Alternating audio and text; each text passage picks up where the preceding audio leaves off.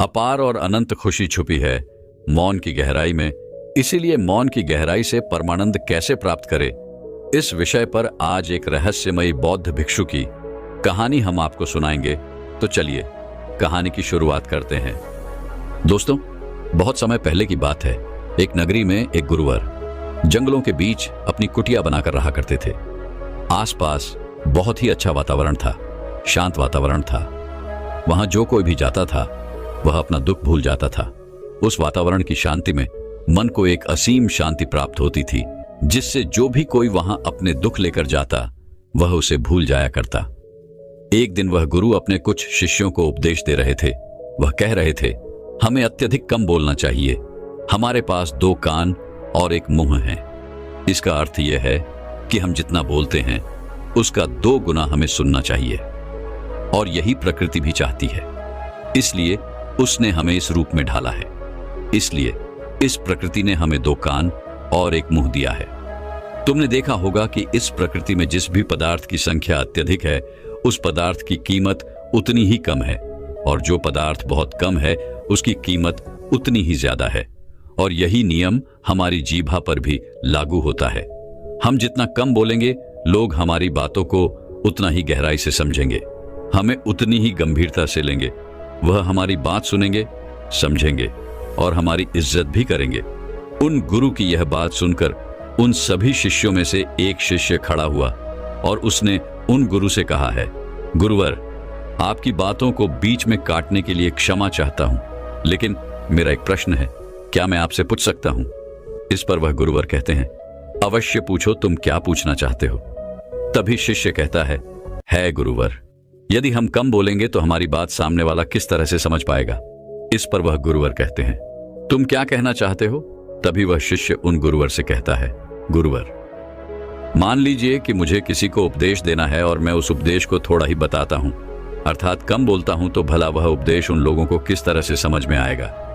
और यदि मैंने उनसे कम शब्द कहे, कम बातें कही, और उन लोगों को वह बात समझ नहीं आई, तो वो लोग मुझे गलत समझेंगे, या फिर यह भी हो सकता है कि वो लोग मेरी बातों का गलत मतलब निकाले। और हमने अक्सर अपने आसपास यह भी देखा है कि जब भी कोई झगड़ा करता है, मारपीट करता है, ऐसे समय पर जो व्यक्ति शांत रहता है, कम बोलता है, लोग उसे डरपोक समझते हैं, उसे मारते पिटते हैं, उसे डरपोक समझकर उसका उपहास करते हैं, अपशब्द कहते हैं, लेकिन वह कम बोलने वाला व्यक्ति उनसे कुछ नहीं कह पाता। इसीलिए है गुरुवर, तो ऐसे समय पर भी क्या हमारा शांत रहना उचित होगा? तभी वह गुरुवर मुस्कुराने लगे और अपने उस शिष्य से कहते हैं, मैं तुम्हें एक कहानी सुनाता हूं। इस कहानी के जरिए तुम्हें तुम्हारे सभी सवालों के जवाब मिल जाएंगे। इस कहानी को बड़े ही ध्यानपूर्वक सुनना और इसे समझने का प्रयास करना। बहुत समय पहले की बात है, एक छोटा सा राज्य था। उस राज्य का राजा अत्यधिक धनवान था। उसके पास किसी चीज की कोई कमी नहीं थी।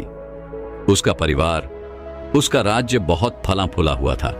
प्रजा अपने राजा से बहुत खुश थी। प्रजा हमेशा अपने राजा का गुणगान किया करती थी।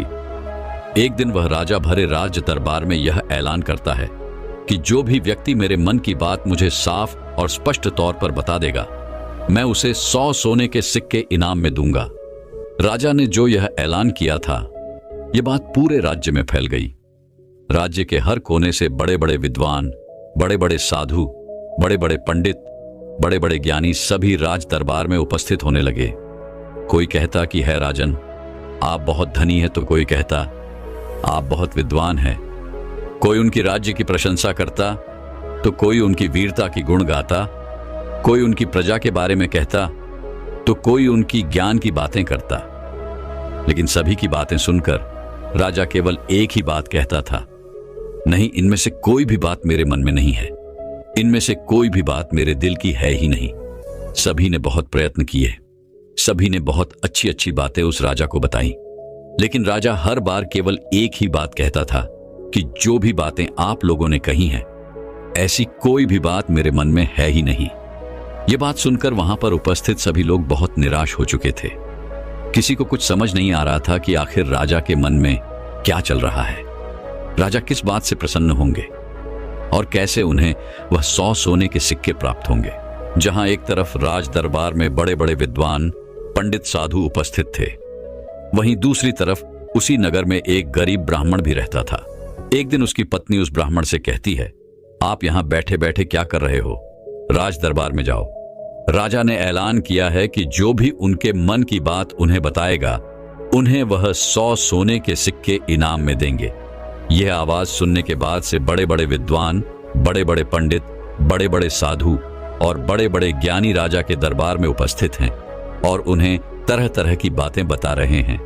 आप भी वहां क्यों नहीं जाते? आप भी वहां जाओ, राजा को उनके मन की बात बताओ ताकि राजा प्रसन्न हो सके और आपको इनाम में 100 सोने के सिक्के दें। अपनी पत्नी की यह बात सुनकर वह ब्राह्मण कहता है, तुम मूर्ख हो क्या? वे लोग राजा के बड़े खास लोग हैं, वो बड़े विद्वान हैं, पंडित हैं, ज्ञानी हैं उनके सामने। भला मैं क्या हूं? वह काम बड़े बड़े पंडितों का है, बड़े बड़े साधुओं का है, जिसने भी इस दुनिया का बहुत सारा ज्ञान अर्जित किया होगा। यह उसी के बस की बात है, मेरे बस की नहीं। वैभव राजा के मन की बात किस तरह समझ सकता हूं? हम गरीब हैं और हमें उस राज दरबार में जाने के लिए भी अनुमति चाहिए, और ऐसे में तुम मुझे उस राज दरबार में भेजना चाहती हो? यदि मैंने उनके मन की बात कह भी दी तो वह भला हमें 100 सोने के मोहरे क्यों देंगे? अपने पति की यह बात सुनकर उसकी पत्नी कहती है, ओहो, मुझे कुछ नहीं पता। आप उस राज दरबार में जाइए और जैसा मैं कहती हूं बिल्कुल वैसा कीजिए। जब आप उस राज दरबार में जाएंगे और राजा जब आपकी तरफ देख रहे होंगे, तब आपको पूर्व दिशा की तरफ अपनी एक उंगली उठा देनी है। और मुझे पता है कि राजा बहुत समझदार है, वह आपकी बात जरूर समझ जाएगा और आपको 100 सोने के सिक्के इनाम में देगा। अपने पत्नी की यह बात सुनकर वह ब्राह्मण जोर से हंस पड़ता है और कहता है, अरे तुम मूर्ख हो गई हो क्या? तुम्हें क्या लगता है एक पूर्व दिशा में मेरी एक उंगली उठाने से राजा मुझे 100 सोने के सिक्के दे देगा और वहां पर जो बड़े बड़े विद्वान, पंडित, साधु और ज्ञानी बैठे हुए हैं, वो लोग चुपचाप केवल नजारा देखते रहेंगे? क्या वह कुछ नहीं कहेंगे? इस पर उस ब्राह्मण की पत्नी कहती है, मैंने आपसे जितना कहा है आप बस उतना कीजिए और आप देखेंगे कि राजा आपको ही 100 सोने के सिक्के इनाम में देंगे। ब्राह्मण की पत्नी जैसे तैसे अपने पति को मना लेती है। अगले ही दिन वह ब्राह्मण राज दरबार में पहुंचता है। वह ब्राह्मण बहुत ही डरा सहमा हुआ था। इतने लोगों की भीड़ को देखकर वह बहुत डर रहा था, लेकिन वह अपनी पत्नी की बात मानकर उस राज दरबार में उपस्थित खड़ा रहा। जैसे ही राजा की नजर उस ब्राह्मण पर पड़ी, वह ब्राह्मण अपनी पत्नी की बात मानते हुए एक उंगली पूर्व दिशा की तरफ उठा देता है। यदि राजा बहुत प्रसन्न होता है और राजा तुरंत ही उसे 100 सोने के सिक्के इनाम में देता है।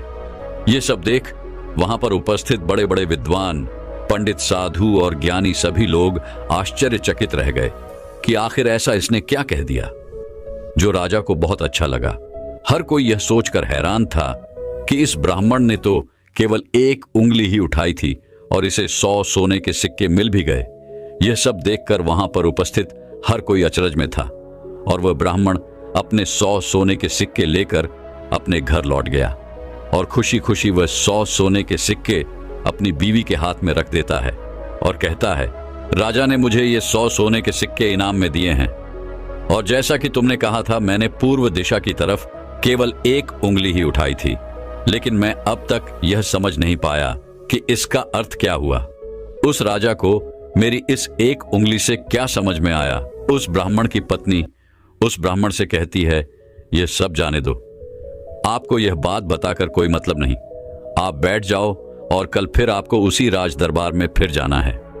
वह ब्राह्मण कहता है, कल फिर जाना है? नहीं नहीं, मैं नहीं जाऊंगा। वैसे भी आज सभी लोग मुझे घूर घूर कर देख रहे थे।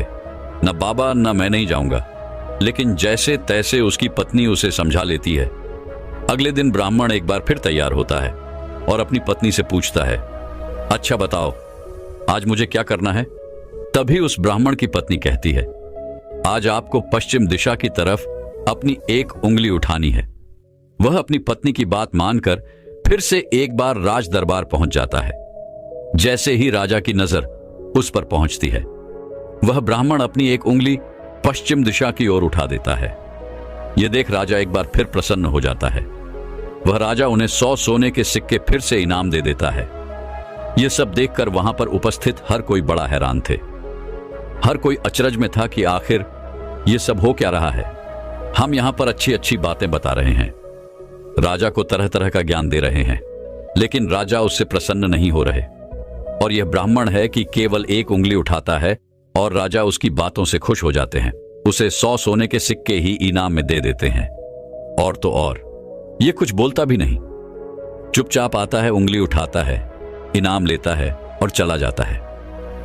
हर कोई केवल बस यही जानना चाहता था कि आखिर उस ब्राह्मण को ऐसा कौन सा ज्ञान है जो उनके पास नहीं। अगले दिन फिर से वह ब्राह्मण राज दरबार में आता है और अब की बार वह अपनी उंगली उत्तर दिशा की तरफ उठाता है और अब की बार भी राजा प्रसन्न होकर उसे 100 सोने के सिक्के इनाम में देते हैं। ये सब देख देख कर वहां पर उपस्थित हर बड़ा से बड़ा विद्वान थक चुका था। उन्हें कुछ भी समझ नहीं आ रहा था कि आखिर एक उंगली उठाने से राजा किस तरह से प्रसन्न हो जा रहे हैं।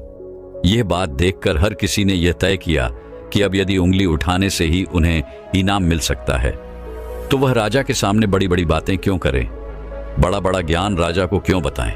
उससे अच्छा है कि वो सब मिलकर एक ही दिशा की तरफ उंगली उठाएंगे।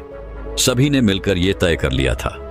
अगले दिन सुबह सुबह वह ब्राह्मण फिर से राज दरबार में आने के लिए तैयार हो रहा था और वह अपनी पत्नी से पूछता है, बताओ आज मुझे क्या करना होगा? इस पर उसकी पत्नी कहती है, आज आपको कुछ नहीं करना, आज आप घर पर ही बैठे। उस दिन सभी ब्राह्मण, सभी विद्वान, सभी साधु संत वहां पर उपस्थित थे। राजा के आते ही सब खड़े हुए। जैसे ही राजा की नजर उनसे मिली, सभी ने दक्षिण दिशा की तरफ अपनी उंगली उठा दी। यह देखकर राजा को बड़ा क्रोध आया। राजा ने गुस्से में सभी पंडितों को, सभी विद्वानों को कारावास में डलवा दिया। और यह देखकर वहां पर उपस्थित हर बड़ा से बड़ा विद्वान आश्चर्यचकित था। वो हैरान था कि आखिर हमने ऐसी क्या गलती कर दी। जब वो ब्राह्मण अलग अलग दिशाओं में अपनी उंगली उठाता है तो उसे 100-100 सोने के सिक्के इनाम में मिलते हैं, और आज जब हमने एक साथ एक ही दिशा की तरफ अपनी उंगली उठाई तो हमने क्या गलत कर दिया? भला राजा क्या समझ रहा है? ऐसा कौन सा ज्ञान है, ऐसा कौन सा राज है जो हम नहीं जानते, जिसके बारे में हम में से किसी को कुछ नहीं पता?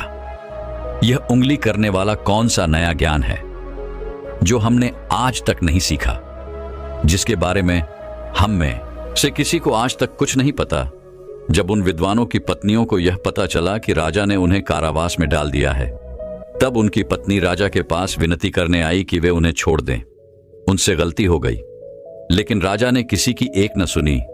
और जब उन सभी को यह लगने लगा कि राजा उनके पतियों को नहीं छोड़ने वाले, तो वे सभी उसी ब्राह्मण के पास पहुंचे और वहां जाकर वो उनसे विनती करने लगे कि वह उनके पतियों की मदद करे, उन्हें कारावास से बाहर निकाले। राजा ने उन्हें कारावास में डाल दिया है और हमने उनसे कई बार विनती की, आग्रह किया कि वो उन्हें छोड़ दे, उनसे गलती हो गई, लेकिन राजा ने एक न सुनी। इसलिए हम सभी आपके पास आए हैं, कृपया हमारी मदद करें। उस ब्राह्मण ने और उसकी पत्नी ने सारी बातें ध्यानपूर्वक सुनी। उसके बाद उस गरीब ब्राह्मण की पत्नी राज दरबार जाती है, और जैसे ही राज दरबार में राजा की नजर उस गरीब ब्राह्मण की पत्नी पर पड़ती है तो राजा अपनी 2 उंगलियां खड़ा करता है और तभी वह ब्राह्मण की पत्नी अपने पैर पर ताली मारती है। यह देखकर राजा तुरंत ही अपने अधिकारों को आदेश देता है कि जाओ, उन सभी को कारावासियों से बाहर निकालो।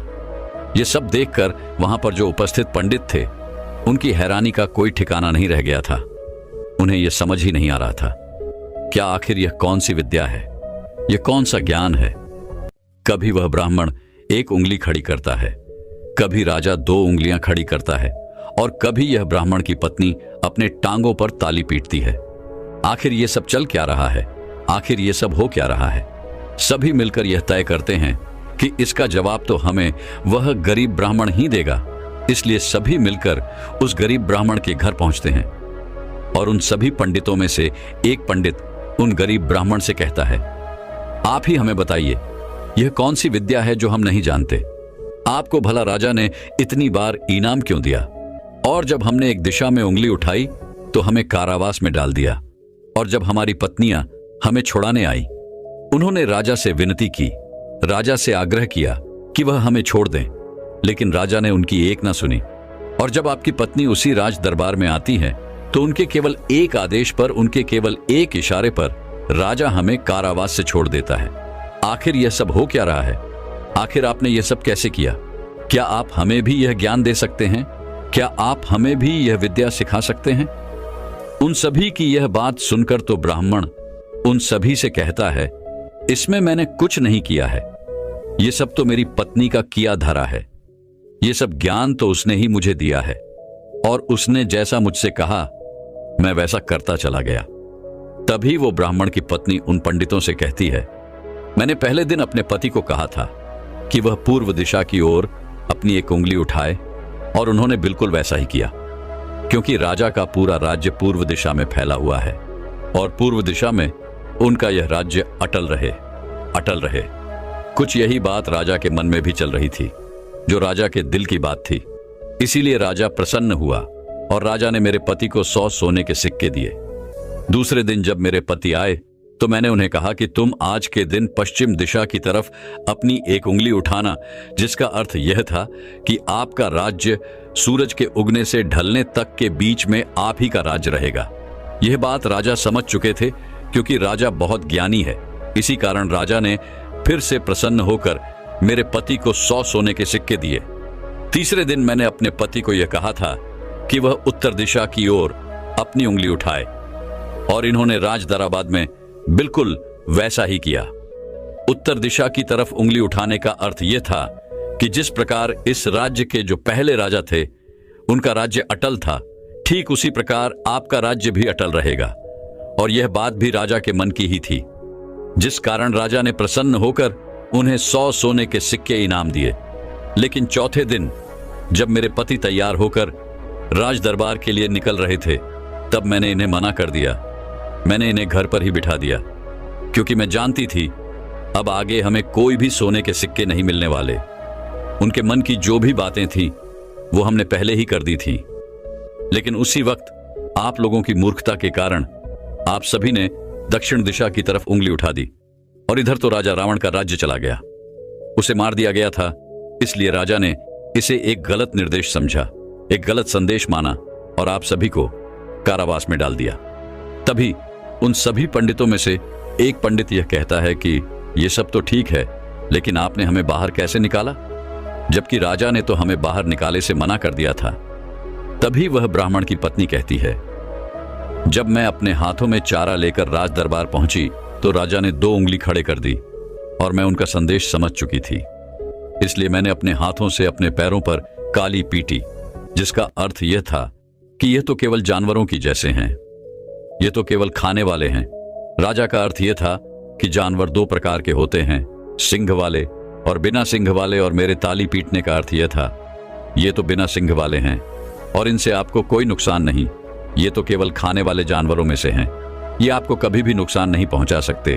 और इसी कारण राजा ने आप सभी को कारावास से बाहर निकाल दिया।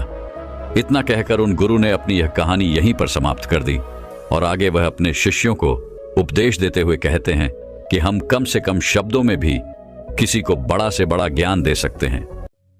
इससे यह भी साबित होता है कि हम कम से कम शब्द बोलकर अपना ज्ञान किसी को भी समझा सकते हैं। लेकिन यहां पर एक बात और समझने वाली यह है कि जो ज्ञान अर्जित कर रहा है, जिसे हम यह ज्ञान दे रहे हैं, वह अभी उस ज्ञान को समझने वाला होना चाहिए, ज्ञानी होना चाहिए। तभी तो ज्ञान देने का हमारा मकसद पूरा हो सकेगा। अन्यथा हम चाहे कितने भी शब्द बोले, उसे कितना भी समझा ले, उसे कितना भी ज्ञान क्यों ना दे दे, हमारा मकसद कभी पूरा नहीं हो पाएगा, क्योंकि वह हमारी बातें कभी समझ ही नहीं पाएगा। वह तो एक जानवर की तरह होगा जिसे ज्ञान देकर हमारा कोई लाभ नहीं होगा। अज्ञानी को ज्ञान देकर हमें कोई लाभ नहीं। हां, यदि आप अज्ञानी को ज्ञान देना ही चाहते हैं तो इसका अर्थ यह नहीं कि आप ज्यादा शब्दों का उपयोग करें। आप बहुत कम शब्दों में भी उसे वह ज्ञान दे सकते हैं। आगे वह गुरुवर अपने सभी शिष्यों से कहते हैं कि हमें अपने जीवन में इन 5 परिस्थितियों में हमेशा चुप रहना चाहिए। जब भी कोई इन 5 परिस्थितियों के समय पर बहुत कम बोलता है या फिर बोलता ही नहीं है, तो ऐसे लोगों को इज्जत दी जाती है, उनका सम्मान किया जाता है, उन्हें एक अलग नजर से देखा जाता है। ऐसे लोगों को लोग ज्ञानी समझते हैं, क्योंकि उन्हें पता है कब और कहां बोलना है और कितना बोलना है। सबसे पहली बात बताते हुए वह गुरुवर कहते हैं कि जब कोई व्यक्ति तुम्हारी भावनाओं को, तुम्हारे शब्दों को नहीं समझ पा रहा, ऐसी परिस्थिति में इंसान का चुप रहना ही उचित है, क्योंकि हम में से अधिकांश से लोग बेवजह ही अपने दुख, अपनी पीड़ाएं, अपनी तकलीफें लोगों के साथ साझा करने की आदत होती है।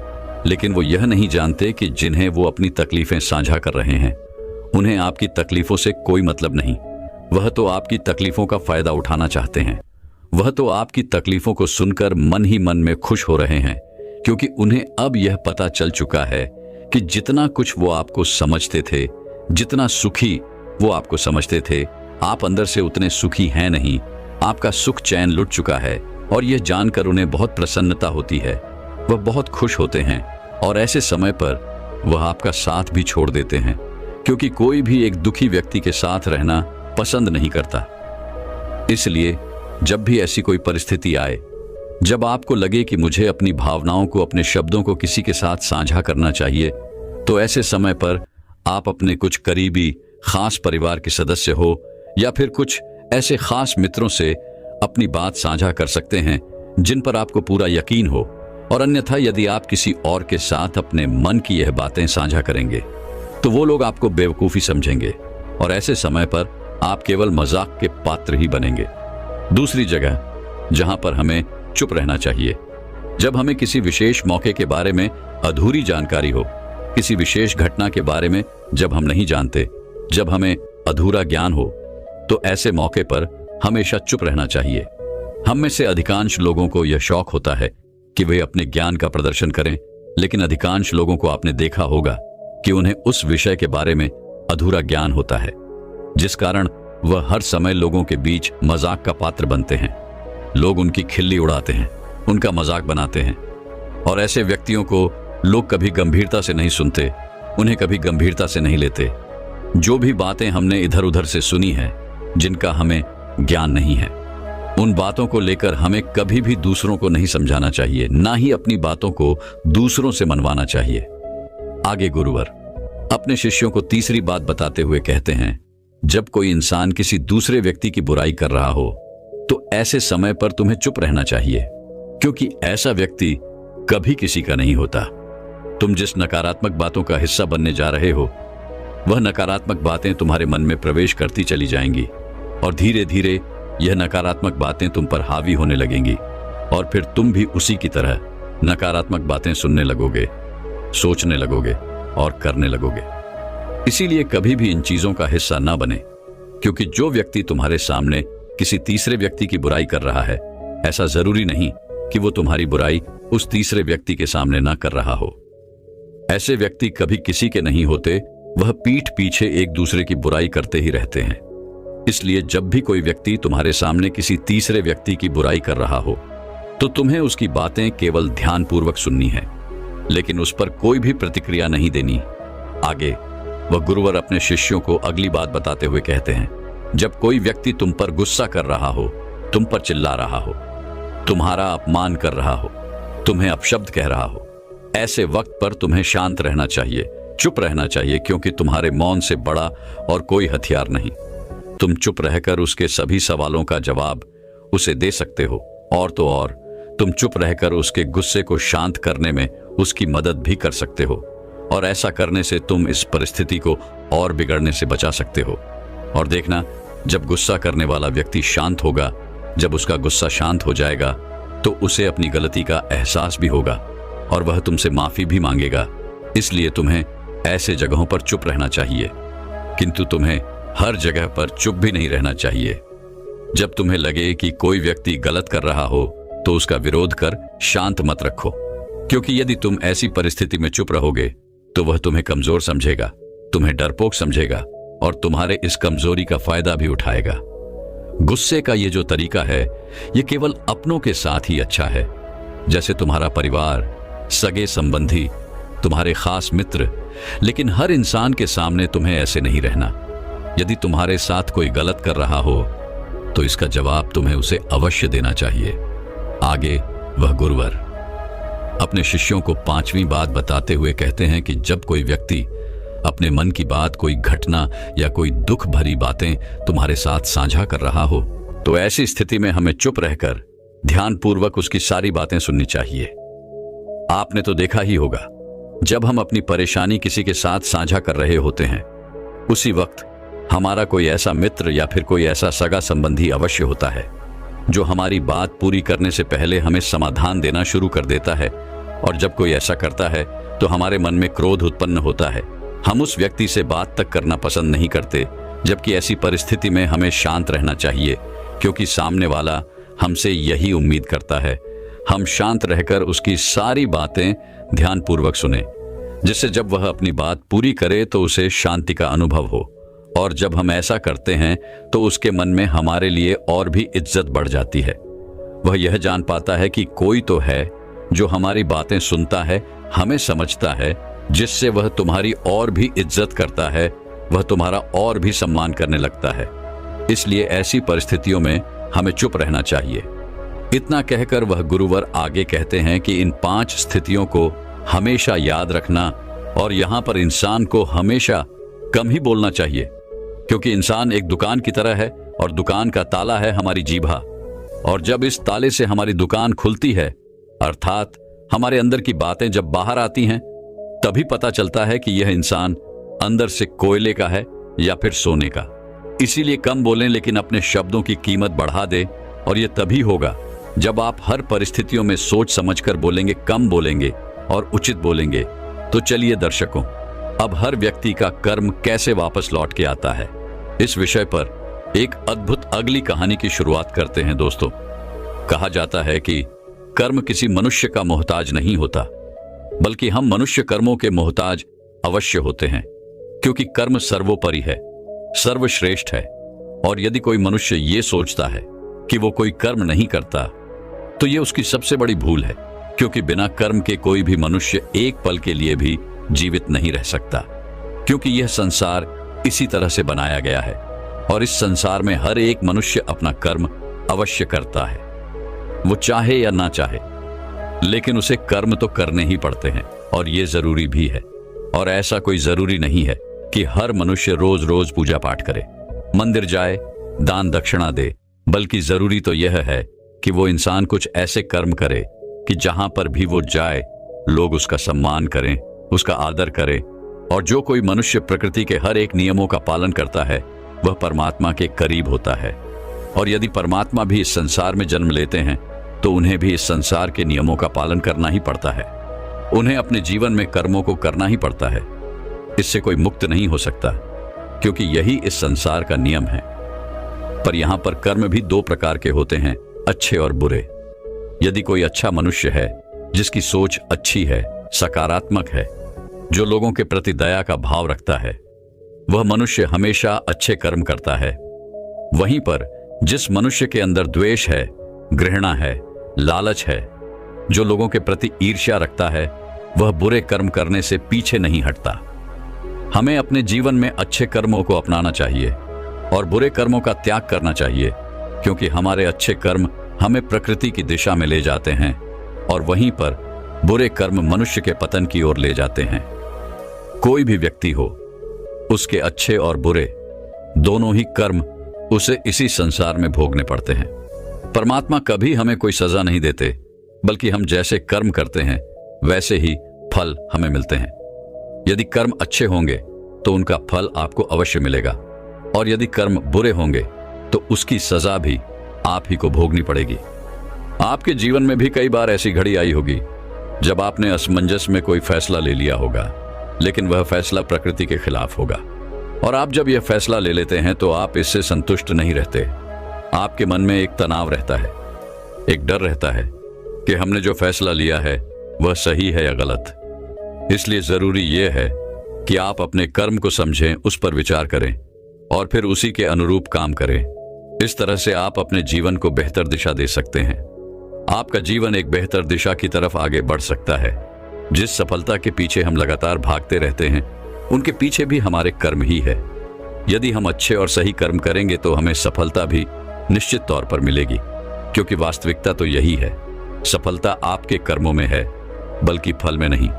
जो आपको खुशी का एहसास दिलाती है, जो आपको यह अनुभव कराती है कि आपने जो कर्म किए हैं वह अच्छे हैं, जिस कारण आप बहुत अच्छा महसूस कर पाते हैं। और यदि आप अपने जीवन में किसी लक्ष्य का पीछा कर रहे हैं, यदि आप अपने लक्ष्य में आप सफलता पाना चाहते हैं, तो आपको अपने कर्मों पर तो ध्यान देना ही होगा। अपने कर्मों को समझना होगा, क्योंकि ये सारा खेल कर्मों का ही तो है। जिस प्रकार यदि आप किसी लक्ष्य का पीछा कर रहे हैं, उसे पाने की कामना रखते हैं, तो उसके प्रति आपको अच्छे कर्म भी करने होंगे। अन्यथा आप यह सोचते हैं कि केवल सोचने मात्र से आप उस लक्ष्य को हासिल कर लेंगे, तो ऐसा नामुमकिन है। तो दोस्तों, आज की यह जो कहानी है, ये कर्मों के सिद्धांतों के बारे में ही है। और ये सिद्धांत हमारे जीवन में किस तरह से काम करते हैं, इन्हीं के बारे में आज की यह छोटी सी कहानी आपको यह सिखाएगी कि आपके कर्म किस तरह से आपके जीवन पर प्रभाव डालते हैं। एक समय की बात है, एक नगरी में एक महान बौद्ध भिक्षु प्रवचन दे रहे थे। वहां पर सभी लोग उपस्थित थे। जैसे ही प्रवचन समाप्त हुआ, उन प्रवचन सुनने वालों में से एक व्यक्ति ने उन बौद्ध भिक्षु से कहा, है गुरुवर, मेरे मन में एक प्रश्न है। यदि आपकी आज्ञा हो तो मैं आपसे पूछना चाहता हूं।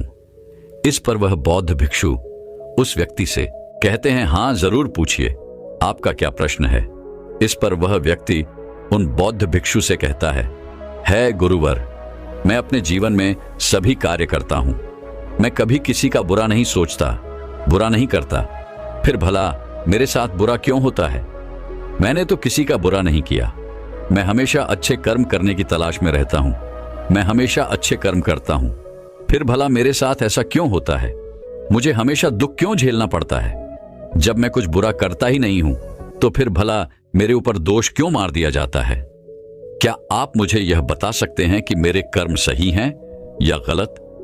क्या आप मुझे कर्मों के बारे में स्पष्ट तौर पर समझा सकते हैं? क्या आप मुझे कर्मों के उन सिद्धांतों के बारे में बता सकते हैं जिसकी मदद से मैं अपने कर्मों को और सुधार सकूं?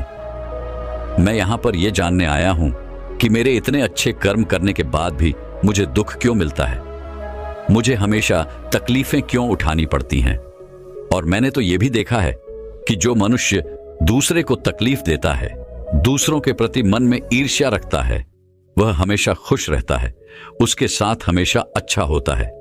ऐसा क्यों? उस व्यक्ति की सारी बात उन बौद्ध भिक्षु ने बड़े ही ध्यानपूर्वक सुनी और उसके बाद उन्होंने उस व्यक्ति से कहा, अच्छा, तुम्हें ऐसा क्यों लगता है कि तुम अच्छे कर्म कर रहे हो और जो तुमने अच्छे कर्म किए हैं उसका फल भी तुम्हें नहीं मिला? और जैसा कि तुमने कहा, तुमने कुछ ऐसे लोगों को भी देखा है जो बुरे कर्म करते हैं, लोगों के प्रति ईर्ष्या रखते हैं, द्वेष रखते हैं, उन्हें उनके कर्मों का फल बुरा नहीं मिल रहा। इस पर वह व्यक्ति कहता है गुरुवर, मैंने कभी किसी का बुरा नहीं चाहा, न ही किसी का बुरा किया है, तो ये मेरे अच्छे कर्म ही तो किए हैं। इस पर वह बौद्ध भिक्षु मुस्कुराने लगे और उस व्यक्ति से कहते हैं, आज मैं तुम्हें कुछ ऐसे सिद्धांत बताने वाला हूं जिनके बारे में तुम्हें जानना आवश्यक है। कर्म किस तरह से काम करते हैं और इनका हमारे जीवन पर क्या प्रभाव पड़ता है, ताकि हम अपने जीवन से कुछ सीख सकें, अपने जीवन को एक सही दिशा दे सकें और हम अपने इस जीवन को अपनी इच्छा अनुसार जी सकें। क्योंकि आप में से कईयों ने यह सुना होगा कि हमारे कर्म ही हमारा भाग्य है। इसलिए मैं आपको यह समझाना चाहता हूं कि हमारे कर्म कोई पत्थर की लकीर नहीं जिन्हें बदला नहीं जा सकता, बल्कि हम अपने जीवन को उन विचारों से, उन कार्यों से बदल सकते हैं जिन्हें हम अभी चुनते हैं। क्योंकि इस संसार में ऐसा कोई मनुष्य नहीं है जो बिना कर्म किए जीवित रह सके, क्योंकि हम में से हर एक व्यक्ति अपने जीवन में कर्म करता ही है और हमारे द्वारा सुबह से लेकर रात तक होने वाली शारीरिक और मानसिक कार्य जो हमारे ऊपर असर डालते हैं, ये सब हमारे कर्म ही है। यह कर्म केवल वह नहीं जो हम बाहरी तौर पर करते हैं या फिर बाहरी तौर पर हमें दिखाई पड़ता है, बल्कि हमारे कहे गए शब्द, हमारे विचार, हमारे भाव, यह भी कर्म ही है। कोई भी ऐसा कर्म जिसका होने का कारण हम हैं, वह हमारे कर्म ही होते हैं। जैसे हमारा बैठना, उठना, चलना, पीना, खाना, सोचना, विचार करना, हमारे मन में उत्पन्न होने वाले भाव भी, यह सारे कर्म ही हैं। सबसे पहले तो तुम्हें यह समझने की आवश्यकता है कि इस ब्रह्मांड में जो भी ऊर्जा है उसका एक रूप है जिसमें हमारे विचार और भावनाएं भी शामिल हैं। जो निरंतर चलता रहता है। और फिर जब हम अपने विचार, अपनी भावनाओं को इस ब्रह्मांड की ओर छोड़ते हैं, चाहे वह अच्छे हों या बुरे, वह ऊर्जा कभी नष्ट नहीं होती, बल्कि यह तो किसी न किसी रूप में हमारे पास वापस लौट कर आती है। और यदि यह ऊर्जा सकारात्मक होगी तो इसका परिणाम आपको सकारात्मक मिलेगा, और वहीं पर यदि यह ऊर्जा नकारात्मक होगी तो इसका परिणाम आपको नकारात्मक ही मिलेगा। आगे वो बौद्ध भिक्षु उस व्यक्ति से कहते हैं कि मैं तुम्हें अब कर्मों के कुछ सिद्धांत के बारे में बताने वाला हूं। जीने जानने के बाद तुम्हें यह स्पष्ट हो जाएगा कि तुमने अच्छे कर्म किए या बुरे, और यह कर्म हमारे जीवन में किस तरह से असर डालते हैं, हमारे जीवन पर इसका किस तरह से प्रभाव पड़ता है।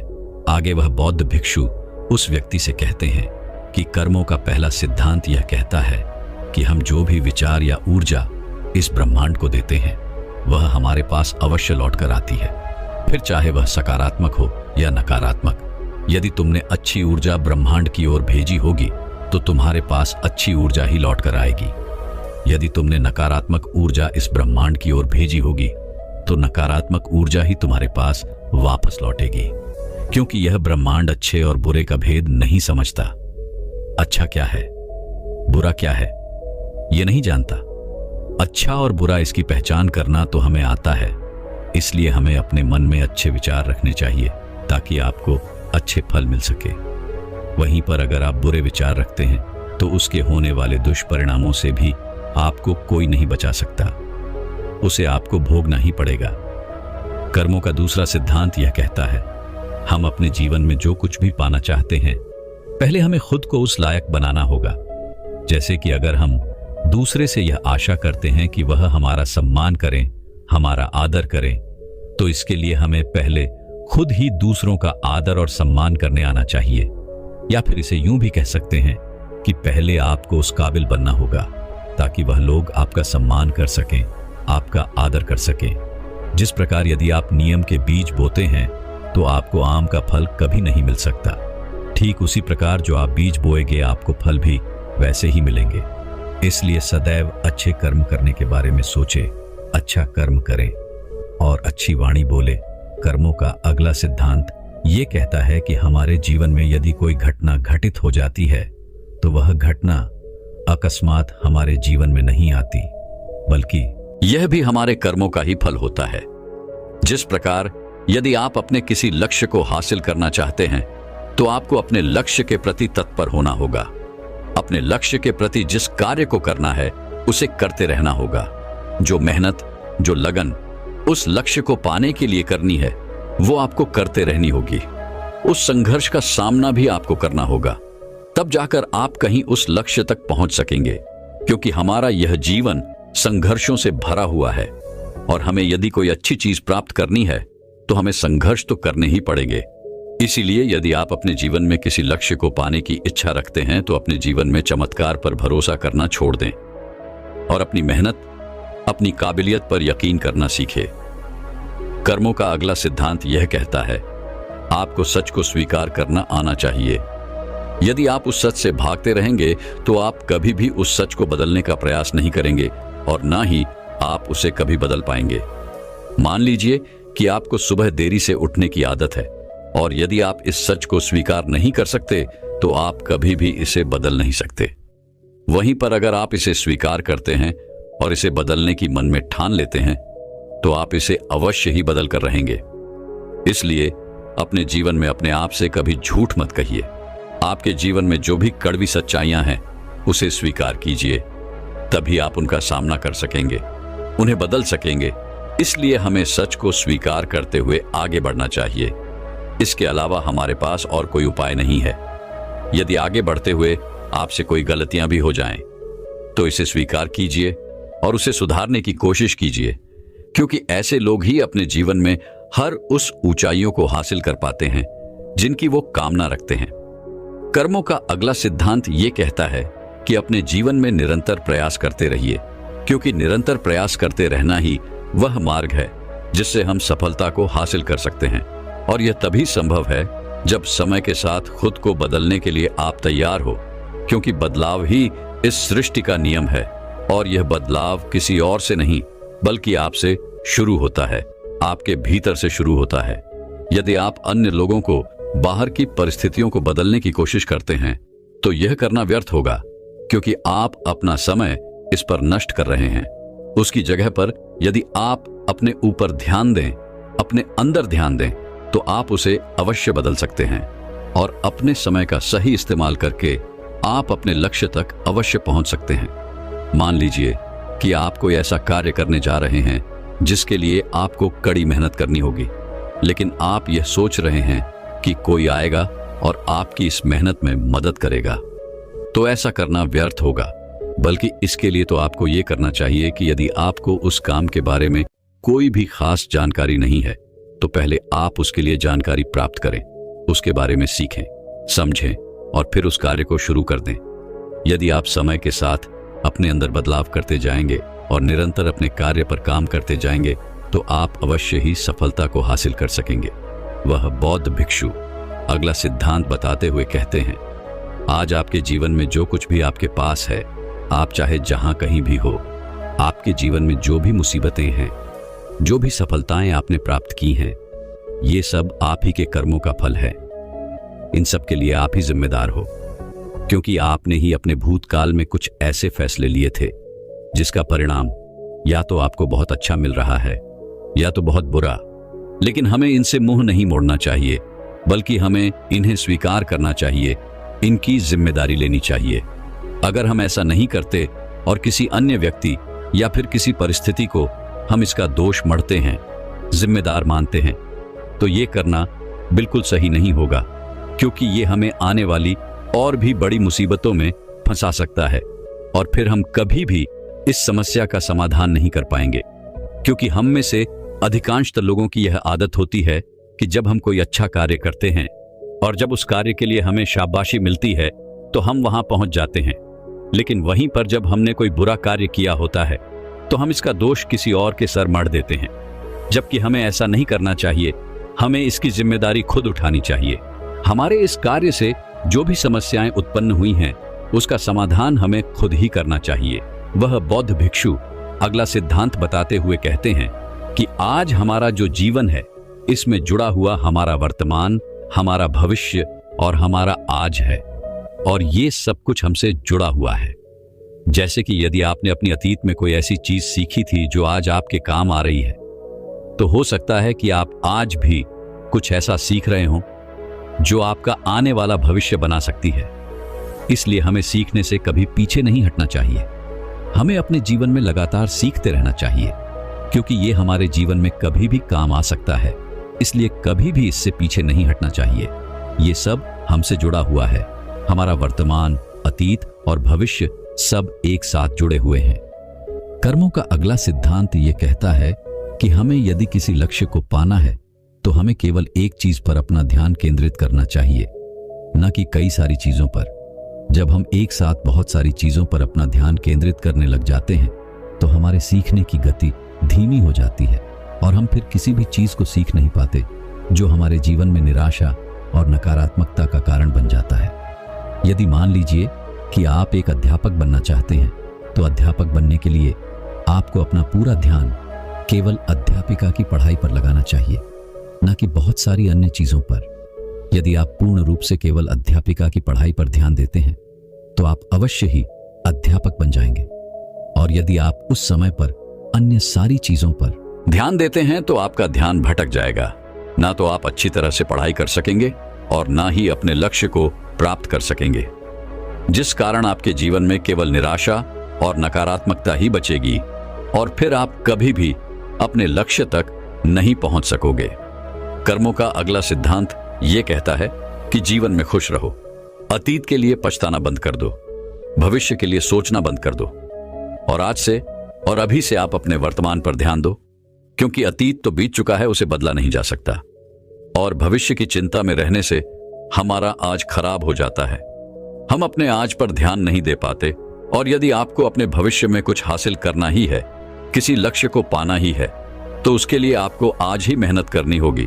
इसलिए अपने वर्तमान पर ध्यान दीजिए।